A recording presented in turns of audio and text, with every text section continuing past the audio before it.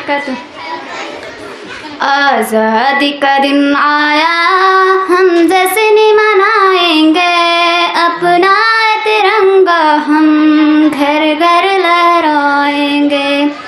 आज़ादी हमारी ये पुरखों की बदौलत है, खुशहाली हमारी ये पुरखों की बदौलत है।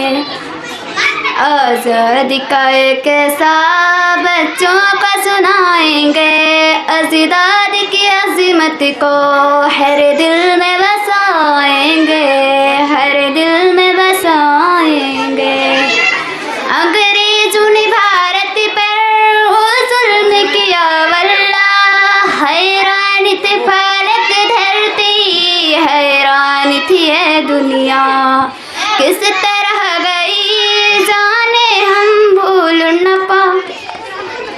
बलिदान की बातों को लोगों को बताएंगे, एकता है भारत की पहचान जमाने में, पहचान जमाने में। कुछ लोग यहाँ जुल्म है इसको मिटाने में, है इसको मिटाने में। एकता इस भारत को मजबूत बनाएंगे, एकता इस भारत को मजबूत बनाएंगे।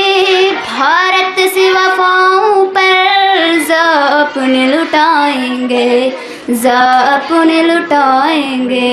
आज़ादी का दिन आया, हम जश्न मनाएंगे, अपना तिरंगा हम घर घर लहराएंगे।